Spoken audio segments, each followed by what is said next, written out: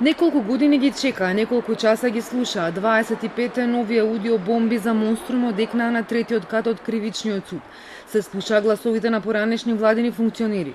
Груевски, Јанкуловска, Јанакиевски, Блерин Беџети, Муса Џафери, полициски функционери, Мијалков, Лјупчо Тодоровски, Чавков, бизнисменот Камчев, новинарите, Оливера Трајковска, Драган Павловиќ Латас. Ние долго ги очекувавме овие бомби, затоа што најавува, има бум нешто во нив.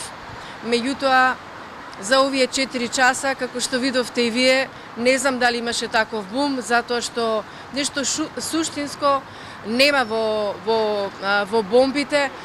Јас би причекал да ги слушнеме сите бомби, со оглед на фактот да и јавниот обвинител изјави дека се тоа во огромен број, па да би можеле да дадеме соодветен коментар. Обвинителката Фетај побара трпение од новинарите. Својот заклучок за новите докази ќе го даде во завршен збор.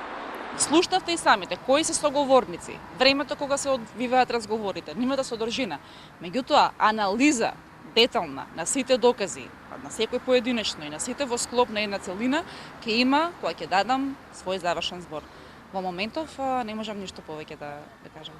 Во еден од разговорите од 2013-та, Тодоровски бара од Мијалков да се изврши притисок врз тогашниот министер за правда Беџети да го потпише барањето за екстрадиција на првообвинетите Демири Исмаиловиќ, затоа што не сакал да го направи тоа. Во друг разговор Јанкуловска го убедува Беџети да потпише и да испрати барање за екстрадиција. Дури пријателски му вели дека го разбира дека калкулира со изборите, но дека во моментот е битно да се испрати барањето.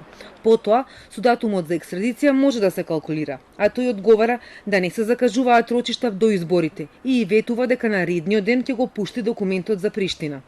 Највеќе ми падна во очи и ми падна, да не речам тешко, што како власта влијаела конкретно на во трети месец 2013 година, дали да се одржуваат рочиштата за монструм, да не се одржуваат, како да биде.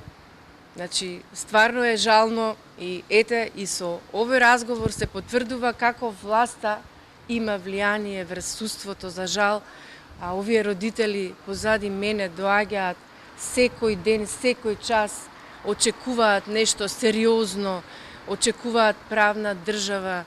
25 бомби почнуваат од 13 април 2012, ден по петкратното убиство. Во една од бомбите се споменува дека рибарот бил убиен затоа што бил сведок. Во други пак соговорници се секретарката и гатачката на Груевски, но и мајката на експремиерот со незиниот внук, Владко Мијалков. Но во новиот доказен материјал што го предлага СЈО, а го доби од тогашната опозиција, освен овие аудио снимки, има уште над 130.000 други докази и е битно да се селектираат. Во спротивно, ако се изведуваат, ќе бидат потребни 5 години, рече Фетај, која го сподели своето искуство, дека 2 години ги прегледувала овие докази.